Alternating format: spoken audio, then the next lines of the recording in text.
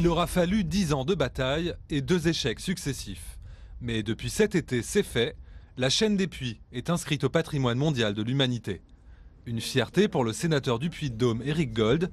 Si la candidature a finalement abouti, c'est grâce à un changement de stratégie. Donc au fur et à mesure de la candidature, il a fallu l'améliorer. Et pour l'améliorer, on s'est concentré sur un critère scientifique. On a laissé tomber un petit peu le critère esthétique, parce que le critère esthétique, c'est toujours un peu relatif. Donc voilà, on s'est concentré, avec des arguments techniques et scientifiques, sur ce critère qui nous paraissait le plus adapté pour mener à bien la candidature.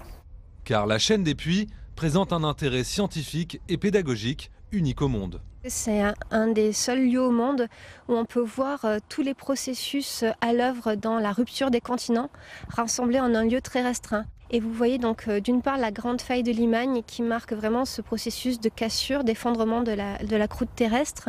Ensuite, strictement parallèle à la faille de Limagne, vous avez ce remarquable alignement de 80 volcans qui témoignent intrinsèquement de ce lien génétique entre l'effondrement et le volcanisme.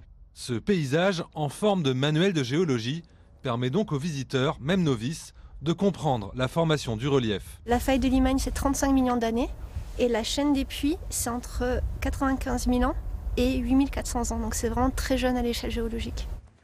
Au pied du Puy-de-Dôme, le site de l'Antégie permet de poursuivre la découverte de ce patrimoine géologique.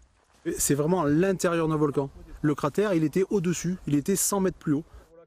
Longtemps exploité pour ses matériaux, l'ancien volcan est depuis 1992 ouvert au public. Un décor de western qui attire 110 000 visiteurs par an, mais aussi de nombreux scientifiques. On voit bien toutes les couches successives.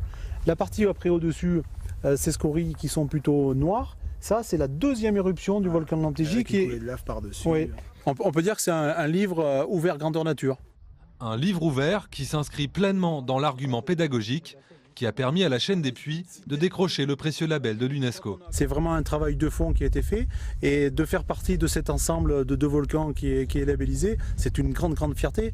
Alors là on retrouve des scories volcaniques, hein, vous voyez, c'est plutôt léger, c'est très bulleux.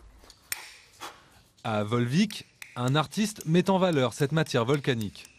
Thierry Courtadon sculpte la pierre de Volvic. Ses œuvres voyagent dans le monde entier. C'est une lave, donc c'est une matière très homogène et qui n'est pas très dure, mais par contre qui est très fiable. Et c'est vrai qu'on peut se permettre à travers cette matière d'aller sur un travail de finesse assez extraordinaire. Thierry Courtadon était l'un des ambassadeurs de la candidature auprès de l'UNESCO. Ça c'est que de la pierre. Voilà, c'est que de la pierre. Réalisée sans trucage. Une candidature axée sur le patrimoine géologique qui s'est donc révélée payante.